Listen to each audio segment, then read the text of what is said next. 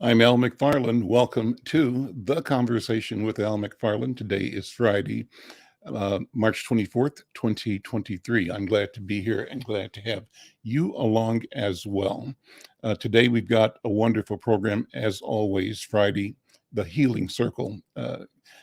My leaders, mentors, teachers in the field, Dr. Bravada Garrett-Akinsanya, Dr. Oliver Williams, both the ultimate professionals concerned, healers, teachers, educators, serving our community, elevating awareness and knowledge about mental health. We'll be talking about the question of Black men and mental health in a few minutes. Before I get into the program, I want to invite you all who are listening, whether you're at the NNPA YouTube page or watching us on one of the Facebook channels, one of the Twitter or LinkedIn channels, we want you to go over to the YouTube Insight channel and subscribe, like, and share. Why? We want to build our subscriber base for this program. We just crossed 300, I think yesterday or the day before, thanks to all of you who subscribed. We want to grow that. So our next short-term goal is 400, and maybe we can make some headway on that today.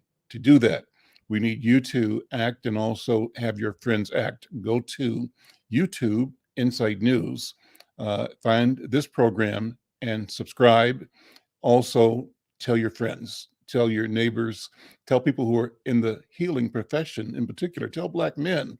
This is a topic about Black men and Black families, that this is a conversation that they need to be a part of, need to support, need to engage, and need to make sure it reflects their or our interest, our needs. So with that, we want to begin with today's program. And as always, I invite Dr. Bravada Garrett-Akinsanya.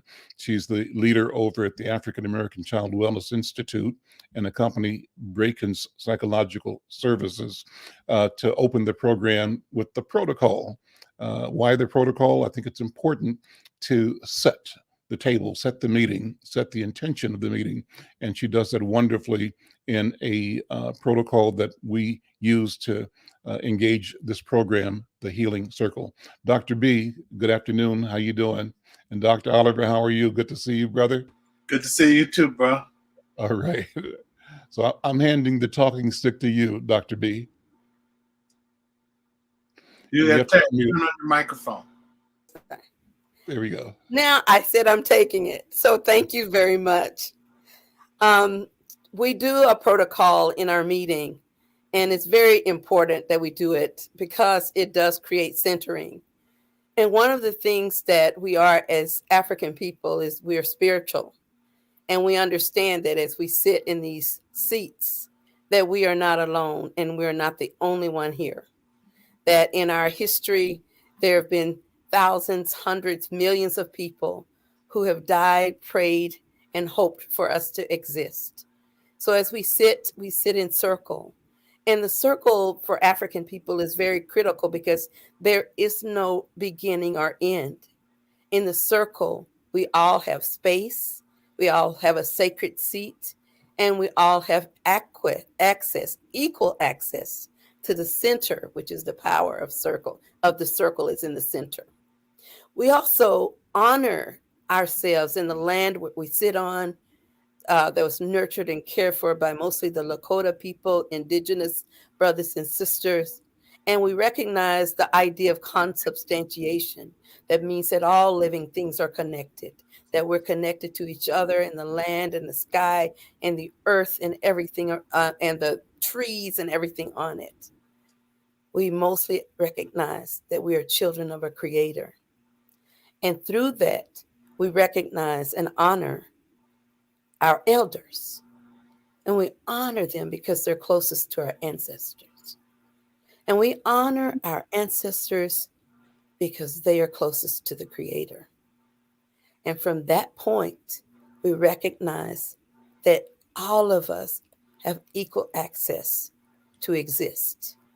And in this circle, we are orderly. And the orderly part of being African is the use of a talking stick. It goes across the circle, and one may ask for the stick, or they may give it up voluntarily to someone else that they feel needs to speak.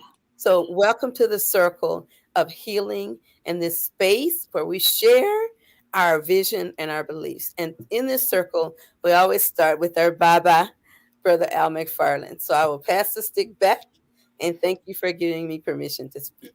And thank you. I'll take it back. Thank you, Dr. B. I love this protocol. It reminds me, Doctor, of sort of getting the feeling of this when I visited Ghana the first time, or first two times. And every time I met with meetings, we were there to help promote the PANAFest, the Pan-African Theater Festival, that was in 1999, I believe. And in order to meet with the dignitaries and the local officials and the hereditary leaders, every time a meeting was held, I noticed a meeting started the same way. And the meeting started giving acknowledgement to the ancestors and acknowledging the leaders and elders in the room, seeking permission to speak, as you just described, and acknowledging the entire community as context. And all of that acknowledgement to center the value and the power of the moment, the earnestness and the intention of being clear and being effective and being connected to properly represent all that has happened before and all that must happen by virtue of this presence that we are for each other at the moment. So that gives me a good feeling when we do that. I hope that we can keep doing this in a way where in other meetings in the Black community in Twin Cities and around the country, we establish a protocol, a way to center a meeting so that we have everybody on the same page, everybody with the same intention. And that is the intention of clarity and of truthfulness. Well, today I mentioned that our program is on mental health in Black men. And we got an article, I think that was in Essence magazine. I believe that's where it came from. The article was written by Keith Reed, who's an Atlanta-based writer whose work has appeared in the Boston Globe and also on ESPN, the magazine, and Vibe. He's also been a commentator on CNN and CNBC and MSNBC. Well, the article is entitled, Heavy is the Head That Wears the Crown, Black Men and Mental Illness. And the subtitle says that untreated mental health disorders and unmanaged stress are still silent killers of Black men. See what we can do. See what we each can do to stop an epidemic and save our brothers. Well, I'm not going to read the article. I'll read maybe a couple of paragraphs, but I just want to open it up with the idea of a pathway for us to have this discussion. And my job, doctor, is simply to be a good listener and to facilitate your analysis, your interpretation, and the instruction that you will provide over the course of this program. Well, Keith Reed wrote, this is an article actually from 2020. He said, beginning in 2001, Daryl D. Moore, then a 31-year-old teacher, went through a dark period filled with a series of events that unraveled his career and family. He was accused of assaulting a student, only to be cleared after he'd already lost his job. Under the weight of this tense situation, he suffered a nervous breakdown. I had to go to a mental health facility for 2 months, he said. There he was diagnosed with depression and put on medication that was supposed to stabilize his condition. Unemployed and with his marriage on the rocks, he left Atlanta, eventually settled in New Jersey to launch a career in the film industry and reset his personal life. But unfortunately, it wasn't long before tragedy struck again. Recently separated and trying to make his way in the new city, he learned of the assault of a loved one, and his mental health collapsed under the stress. He had another breakdown. The story goes on, and I'll just refer to it off and on over the course. But let me pass the talking stick to Dr. Oliver Williams. How do we, what is mental illness? What is mental health for our people? And in particular, how do we as men both understand our need and get the help we need to be healed, to not be mentally ill, to not be ill. Dr. Oliver, I'm going to hand the talking stick to you. Okay, I'll take the talking stick and give you some thoughts that I have. I think, part of it is maybe we would approach it more as a community if there wasn't shame associated with it. Some people are discouraged to go to seek mental health counseling because they think that if you do that, then somebody's calling you crazy. Or I think there's a tendency sometimes to go voluntarily, but oftentimes encouraging people to go involuntarily, where they don't have the free will to make a choice about what they do. And so I think the other thing is that what we have to do is to be in touch with our emotional side. When I've done counseling with men, one of the things that I've noticed is that you'll ask them how they feel, and then they'll tell you what they think. There's a difference between thinking and feeling. When you're talking about what you think, you're intellectualizing a lot of things. And to be able to tell you how you feel, those are the emotional states. And sometimes we, as men, we feel more comfortable with frustration or anger, but we may not expand upon our various emotional states, which is hurt, includes disappointment, includes sadness, includes, as we talk about depression, elements associated with that. So I've seen men change when they realize that they weren't frustrated or angry, which are things that men are allowed to experience and think that they're supposed to express. But when they found out that they were sad or hurt or had other emotions. So the thing is that we've got to be in touch with what our emotional states are, find a way to be able to be in touch with our emotional states. And we have to have environments that encourage us to seek help. So I think oftentimes we feel as though we're supposed to be the isolated warrior and go through these experiences by ourselves without some support. And I think that we have to find ways to be able to be engaged with it and then know the proper places to go. There are pastors that I know that have ministries that focus on mental health. I think if people were part of the show a few months ago, we had Bishop Young and Reverend Young, and they have a suicide ministry that they promote that happens every other year in Memphis, Tennessee. Or Bishop Mitchell in Cleveland, Mississippi, and Greenville, Mississippi, has a domestic violence ministry.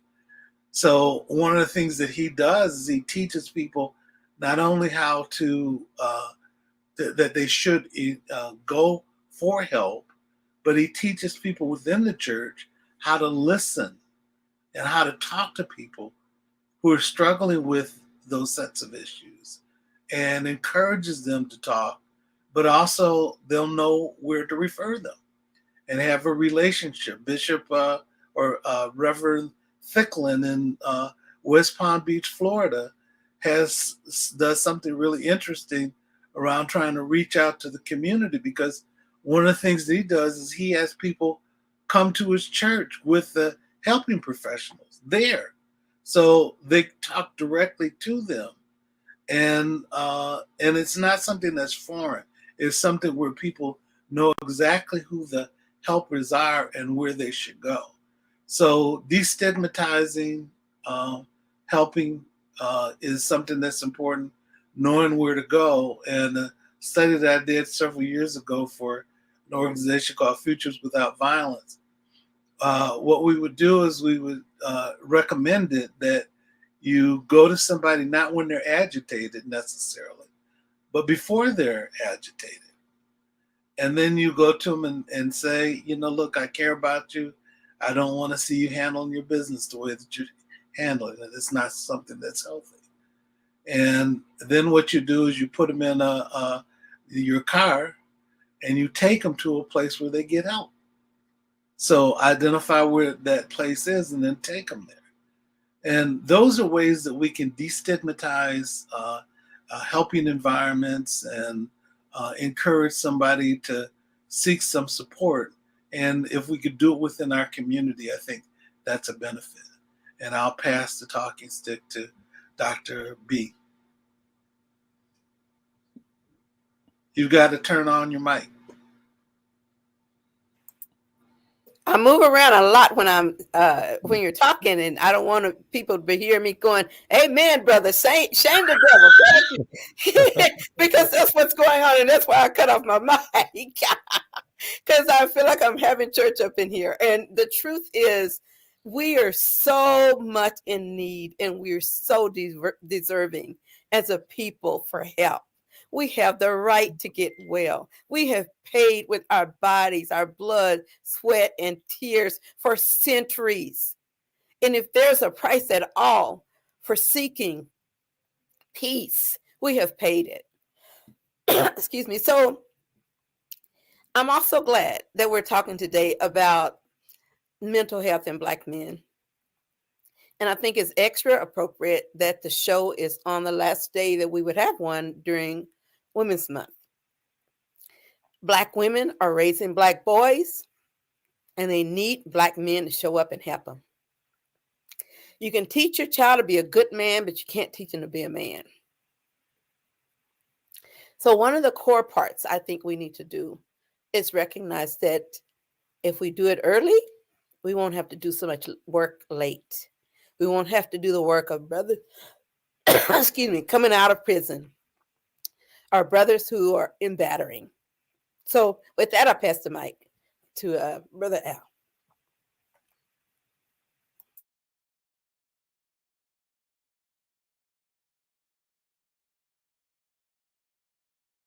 You're muted too, Brother Al. You must be saying amen. We're all doing the same thing, trying to make sure we're not crowding each other's speech. So I was going to share some more of the article that I started off with. And it says, according to the National Alliance on Mental Illness, African Americans are 20% more likely to have serious mental health problems than the general population. And the pattern is more troubling for Black men because the factors that cause or exacerbate mental illness are often found in higher numbers among males in our community than they are in the general population. For example, Black men are more likely to have extended periods of unemployment than white men or women. According to the Department of Labor and long-time joblessness can be a precursor to depression.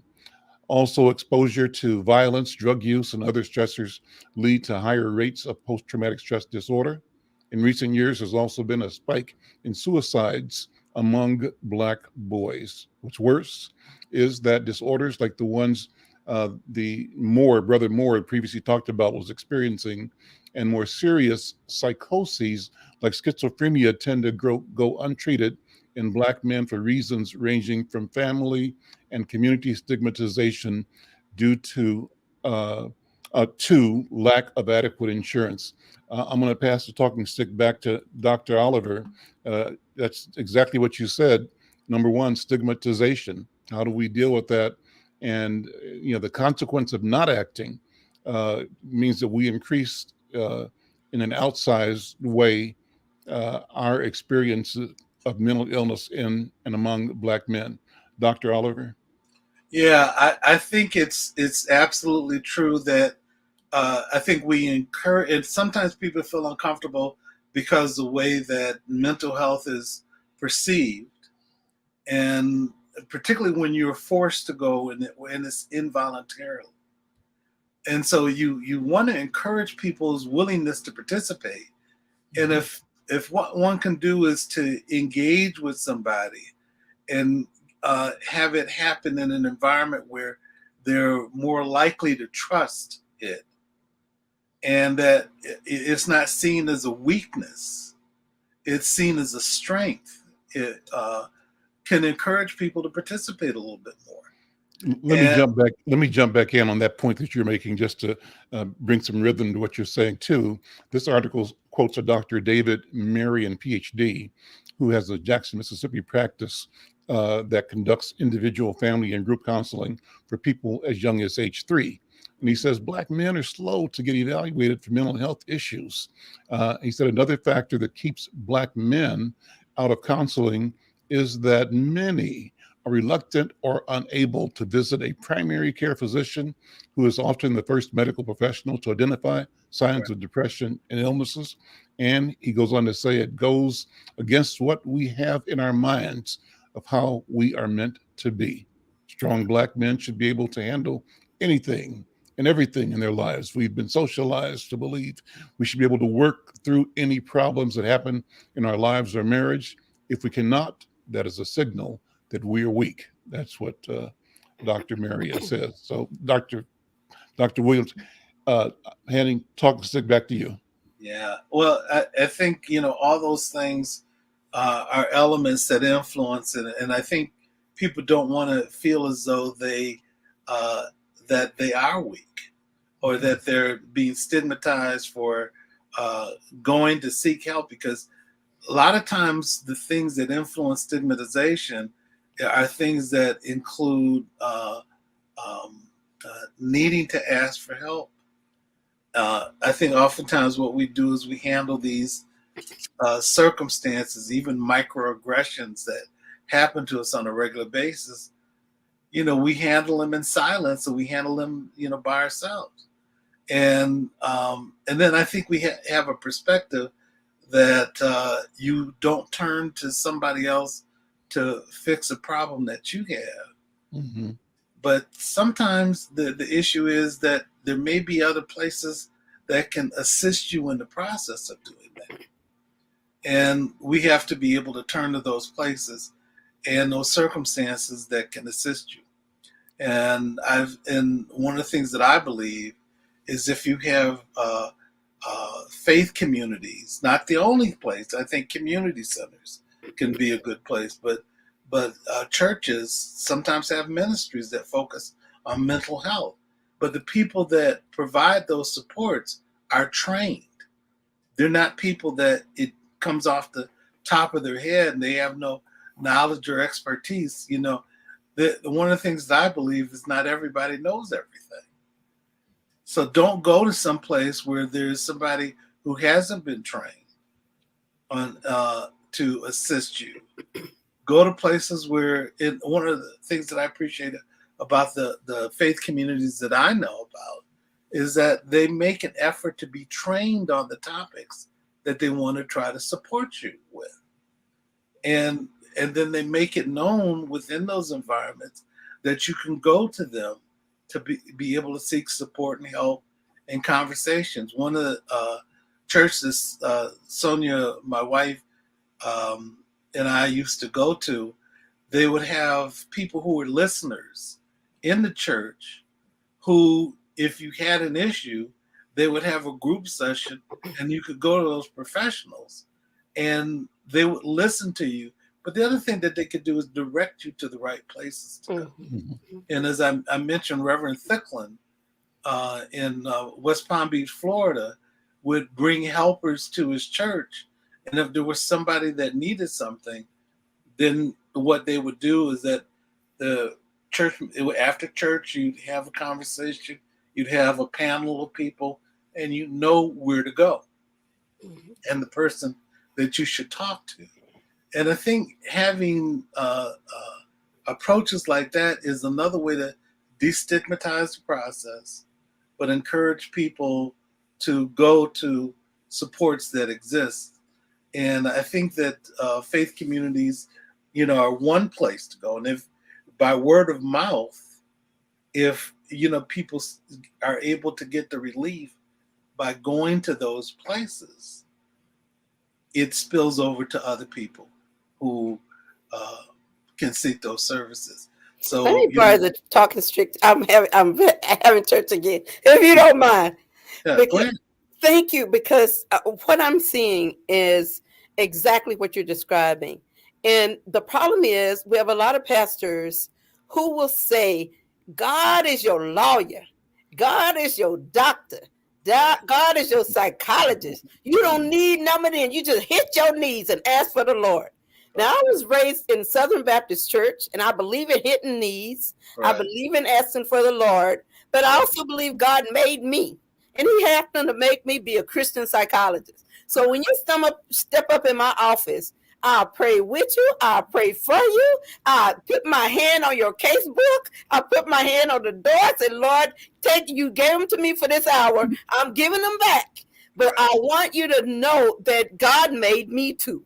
So God made doctors, He made lawyers, He made medication. And if you are really going to hang into your faith, you need to pray to the Lord that it works for you. That's what I'm saying. Don't give it up. Step with it and bring God everywhere you go. And the other thing I wanted to say as you were talking is that as we were talking about kids and how Black mothers raise Black boys, a sister Irma put in there. I'm sure Brother Al is going to talk about her. She's a wonderful, brilliant sister.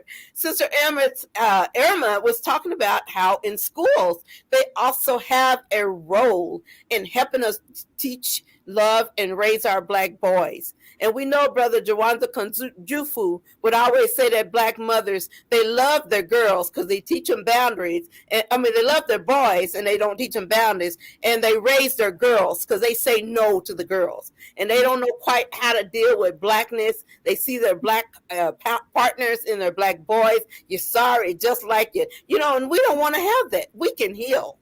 And we are in charge of making those decisions. So when I start thinking about Black men, I think about the trajectory to Black manhood. And a lot of fathers think that I don't slam you against the wall. If I don't do that and talk to you real rough, then, you three, you barely learn how to be potty trained. You can't even do this or that. So sometimes we have unrealistic expectations of what Black children should be. What should be a normal development for a child? A Black child should respect you and fear you, but they shouldn't be so afraid that they can't say, I'm scared. They can't be so afraid to say, I'm hurt. They can't be so afraid to say, I need help. They shouldn't be so afraid that when you roar, you're roaring constantly in the house. And I just remember being raised by my father, who was a very quiet man. So he listened a lot. But when he did roar, you better straighten up. So I'm not saying brothers shouldn't roar. I'm just saying you don't need to be roaring all day, every day. You need to get another voice that's reminding you, said that parents are the first teachers of children. And we teach them and we model them how to show affect. Because my dad would cry with us watching a movie, and then he might hold up a radiator in a car with one hand. So I can tell you from lived experience that it's impossible for men to raise children without the women in their lives, and it's impossible for women to raise children without men in their lives. You may not be the man, but some man's gonna pick them up. You may not be the woman, but some woman's gonna pick them up. Somewhere they're gonna have an experience with somebody who is opposite of you in the other gender.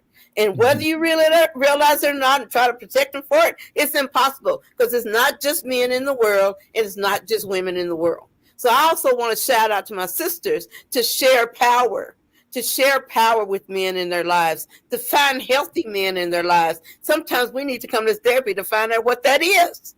And it's okay to come and do that. So I want to just say that little 2 cents. I'm passing the talk to whichever one of you brothers want it. I'm sure I'll jump in again in a minute. But Brother Al, do you want the stick, Brother Al? I'll take the stick. Just to, when you talk, you make me think about my own story and my own experiences parenting, being a Black father. And I remember that I grew up in a family where we got, it wasn't spankings, it was whippings when I was a kid back in the 1950s, right? So it was a long time ago, 50s. And I think as I grew up, I thought I got more whippings than I actually did. And over time, I realized that I was kind of exaggerating, but it felt like a whole bunch as it was happening, right? looking back, it wasn't that much, but maybe any whipping was not a good idea, because what I came to realize as I became a parent, I remember talking to, I don't know if you guys knew Council Member Bill Wilson and his wife, Willie Mae Wilson. She was the head of the St. Paul Urban League, and they were just good friends. And once I was talking to her, and she had been a person that had watched me and Bobby get married and raise our families. And I'm not sure how it happened, but we had a conversation one time about discipline and children. So I said, well, of course I spank my kids if they do wrong or don't do what's right. And the reasoning for that is that I think I'm preparing them to act quickly without questioning my authority in a situation that may arise that requires immediate reflexive action, not thinking and weighing, because the thinking and weighing can mean loss of life or danger. That was my mindset. Mm-hmm. And I shared that with Mrs. Wilson. And she said, well, you should really just get very good at talking to your children, because what you're teaching them at the same time is violence. And you don't want to bring them up in an environment of violence. I've never whipped my kids. And I encourage other Black men and women to get out of this whipping the kid as a way to raise a kid. We're misinformed about violence as a strategy, right? And so I remember that sometime after that, I was, by this time, my oldest child was maybe 12, 13, but tall, and as tall as me. And whatever happened, I said, put your hand up, like I was going to spank her hand, like with a ruler. But I'm looking up at her. I said, something about this doesn't make sense. Mm-hmm. What am I doing this for? And it's me being reflexive, not her, because it was actually dumb for me, a grown man, looking up at a 13-year-old who's taller than me at that time, right? And trying to spank her hand for something she said or did. And so I stopped then. And then and after that, doctor, in a public meeting, I had to apologize to myself and to her and to the community for being uninformed, unaware, and for not being taught and receiving or learning that there was another path. So your comments brought me to just say that. It reminded me of that. I'm not sure how it bears in this conversation, but it must. Well, can I say something? I'll hand it back to you, Dr. Williams. You can interpret it. Yeah, one of the things that I appreciate about what you just said is, for you to be able to say that shows a level of vulnerability, but also a level of strength. Mm-hmm. There's a colleague that I have that's on the East Coast, and she did this study with this brother who was at Harvard, and went into the Black community and asked questions about spanking. So everybody sort of knows the history of slavery and, has an influence, has a perspective about how that history influenced our predisposition to spank our children. Sometimes people spank out of anger and not out of, because they don't know any other way to be able to deal with it. So sometimes instead of being able to make other choices, they spank because they're angry, or that's what they think they're supposed to do. Mm-hmm. The thing that was interesting with my friend Joyce, who was a nurse, interestingly enough, is she said that she never got spanked. Then 50% of the people who were there said that they never got spanked. Mm-hmm. And this is a room full of Black people. Mm-hmm.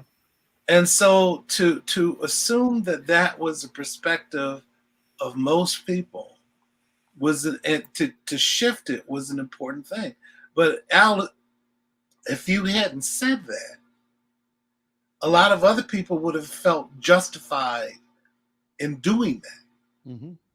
I saw Brother Rab, who's listening to the program, who said that we're a source of power. We are a source of power. And the other thing that I think about too, our fatherhood programs. I have a friend on the East Coast named Joe Jones, who has a Center for Workforce Development, but he teaches men how to be fathers to their children. Mm-hmm. And there's 3 types of fathers' rights. I'm not a big fan of fathers' rights groups. There's father involvement programs and responsible father programs. And what Joe does is he habilitates people to become. He's been known by every president since Bill Clinton.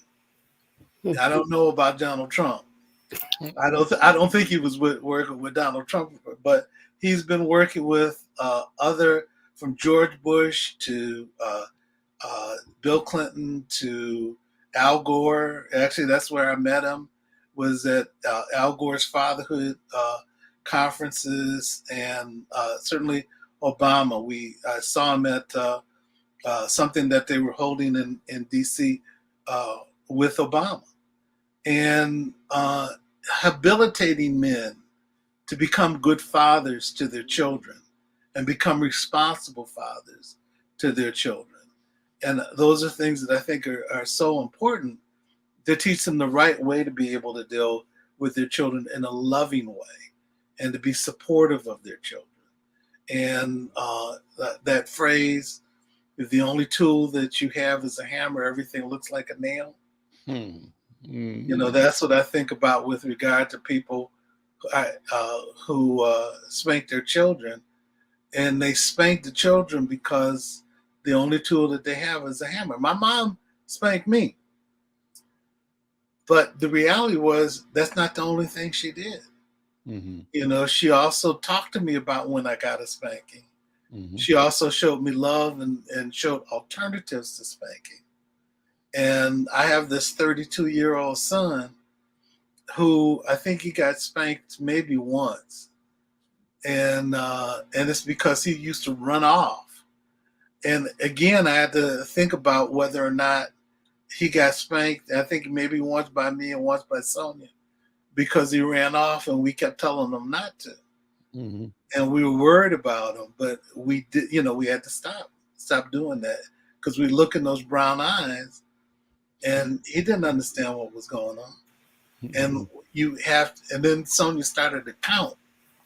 And when Sonia started to count, it was a threatening that if we spanked him, Mm-hmm. because he knew what could come. Mm-hmm. But he'd be challenged and say, this is not the right way. And he was out with his cousin once, and Sonia was said, I'm going to count. And Sam said, Gino, please don't make her count. I understand that. In fact, I see our brother Mike V in the chat on the comment saying he was very much introduced to the orange and brown extension cords back in the 80s. Yeah, so everybody know about the extension cords, right? Yep. And so Dr. Williams, I think back about then how I have, from my moment of awakening, always talked about and encouraged our people in general, but our people in particular, to step away from violence in the rearing of their children, Right. and step towards more conversation, more talk, and being more patient. And sometimes your patience wears thin, I know, because kids can get on your last nerve, as they say, Yes. Mm-hmm. but that's okay. That's part of the growth process. So Right. I, with my grandkids, ask my daughters and sons to, to disavow, to do not, Right. please do not, Right. under any circumstance, use violence on these children. Use more love, more listening, more time, more patience, more paying attention, more being with them, and not the shorthand of violence. Violence is, in that case, a shorthand. It Right. means you want an instant result. And that's kind of what I said in the first place, but it's a shorthand, it's inappropriate. Right. And what's required is attention, Yeah. focus, and love-driven belief in the development and the elevation of that child's sense of being. And so that's what I think right now, anyway. So can I jump in a little bit? Or are you going to quote Brother somebody? Davis says he's willing to give a talk on Reach, Change, and Grow. And so we'll get Brother David on, because David was a regular when we were doing our program with the veterans. And we want to get Brother David back. Thank you, Brother David. We'll do that. We'll come back to that. Go ahead, Dr. B. And I was jumping in front of you to grab him to come and join us at Project Marua, premeditated parenting boot camp. And it's free. It's 3 hours a week, and it's 10 weeks. But you sure do come in there learning how to model and teach healthy behavior to your children. And I love it because we have to learn as parents, first of all, to check ourselves. You can't model something in a healthy way if you're not doing it yourself. So I like that group, and I'd also like to ask Brother Rab to come join us and work with the parents in those groups. We have those programs like 2 or 3 times a year, and he would be a great guest speaker for our parents. So I want to extend that invitation. And I also wanted to say, I'll get you connected, Tim. Thank you. I also wanted to say that I had spankings too, but I remember I say to parents, if they get double digits in their birth date, you've wasted your time. After 9, just give it up. If you haven't taught them by 9, spanking's not going to help. So what I say to people is also this: the relationship is more important than any weapon of violence. Right. And the weapon of violence is whooping and beating our children. We learned that through slavery, because we would whip our kids so badly so that the master wouldn't kill them. It had a purpose, a logic behind it. Right. But today, the master is the police. And if they don't learn how to deal with that differently, then it's no jumping in and whooping them or anything that's going to help. They need to learn to monitor and change their affective relationships. They need to know how to talk to authority in a safe way. And I remember the biggest thing that ever happened to me from my dad or my mother was to say to me, because about my behavior, Bravada, I'm so disappointed and hurt, just disappointed in you. I would have wished for a whipping. Yeah. Those words were so stinging and so deep. To have my parents, who I adored, who looked up to me like I was a little angel, to say they were disappointed in me, that is the thing. That's the weapon that most of the women who hang with me, they develop those relationships. Most of the parents that hang with me, they learn to say that to their kids, and trust me, they'll do anything. And this is some free counseling right here, right now. Just let them know you're disappointed. And how much it hurts. And sometimes they would have tears in their eyes. That's when it really was crushing, because you knew they meant it. So you need to be able to show the whole gamut of your affect. We call it restricted range of affect, when people can't show but 1 or 2 types of feelings. But they need to see the whole gamut: laughter, joy, pleasure, pride, sadness, disappointment. We need to learn to do that and free our children, liberate them spiritually, so that they can know their whole spirit, their whole self matters in every case. So I've said what I got to say about that part about discipline, but I still want to roll us back to, are we neglecting our Black men and their mental health needs? I think we've noticed and started talking about them today. Some of those needs are knowing how they were raised, what was healthy and unhealthy, what they need to throw away, what they need to keep. And I think that we see that in programs like mine, where they come from Marua, or when they come for therapy or counseling. They learn it's okay to have the full gamut of emotions. And they learn it's okay to use your head, and it informs your heart. And your heart informs what you do with your hands. So if you think it, you'll feel it. If you feel it, you'll do something about it. But if you think people are disrespecting you, you'll feel disrespected and angry. And that angry is always the second emotion. There's an emotion before that says, I'm ashamed. And that all means I'm secretly hiding all my emotions. That's what the acronym is for shame. Secretly hiding all my emotions. But I want to liberate our brothers in the space to take that secret out and know that you're entitled to it as a human being. And nobody has a right to take that from you. Well, I noticed Mike V's comment about the fact that there are things that he was exposed to that kept him out of prison. The thing of it is the fact that when you work with people who are in prison, defining what it means to stand up to someone and to be strong and not to be weak, people have to shift those definitions. That's right. So brothers that I've worked with that have been coming out, there's Brother Purnell. We may need to get him on the show, who went to prison for attempted murder. He was in a gang, and his friend got killed. And one of the things that Purnell had to do was to get into a space where he could revisit how he thought, because everybody in his household, his brothers were pimps and gang members. He wanted to be like his brothers. He would see his mother being abused on a regular basis. So he had to get to a place, and the person that was able to connect with Purnell was a guy that had what they called in Oregon the African program, that talked about the pain that he inflicted on his community as a consequence of not knowing how to calibrate and to think about what he was trying to do. He said, so Purnell was at a point where he had to challenge the way that he was looking at the world. It was interesting that the man that ended up killing his friend, his fellow gang member, was he ended up seeing that child of that man that did the killing in his group and working with him. He says, because they're all our children.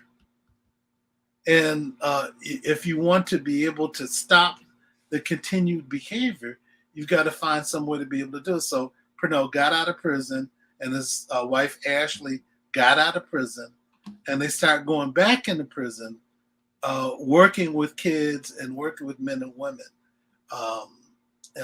behind bars and helping to transform their lives as well. I don't know whether you all remember Warren, that was in the Twin Cities, who had also been involved in prison, and he passed away a few years ago, but he'd tell his stories about, what influenced him thinking about behaving differently. And he said it was an older man that took the time to confront him and tell him that his life he could live his life better than what he was doing. And he said that when he said it to him, like you did, Al, when you were making the comment that you were making about, a proper way to be able to connect with your children. Mm-hmm. He said that he ended up taking the dope that he had and flushing it down the toilet and gave it up. Mm-hmm.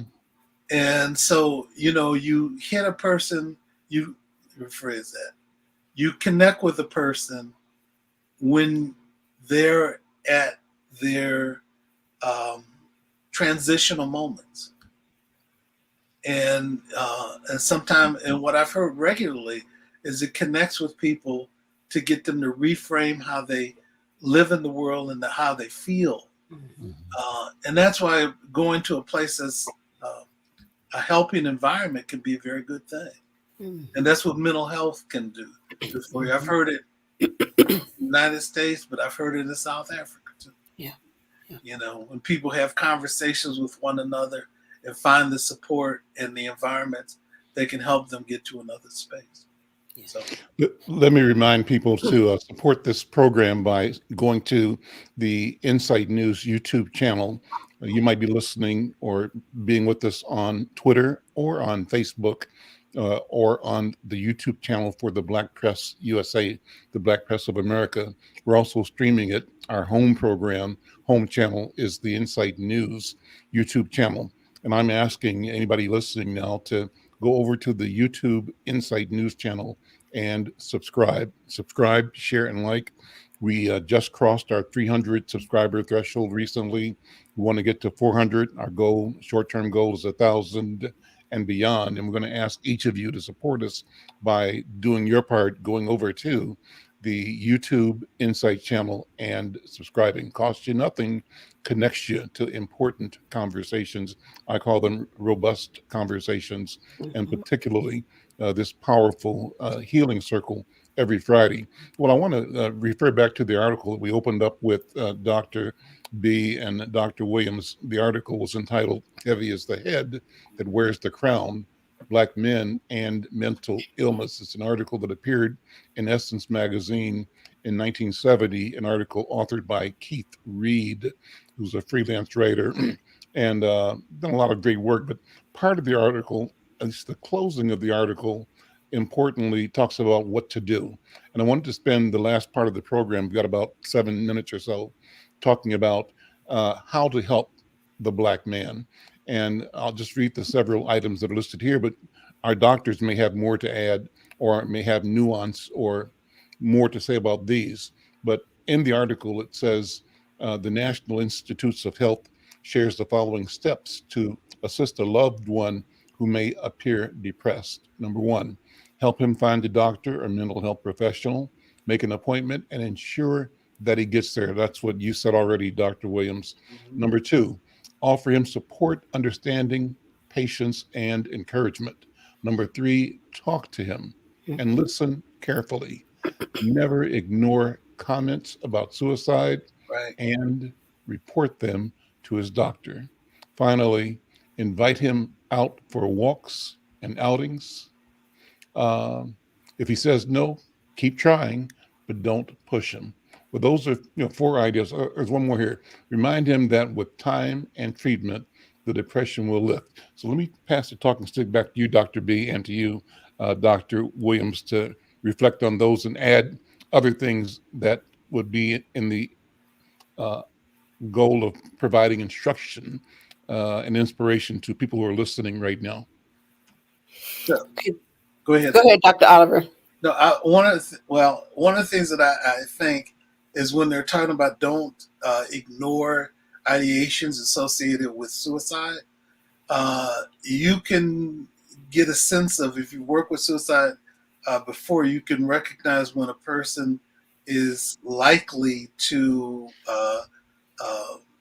make that real, particularly in terms of the actions that they start to talk about trying to do with oneself. Don't ignore it. Get them to a place where somebody can. Don't diagnose it yourself. Take them to some place where somebody can assist in the process of dealing with that.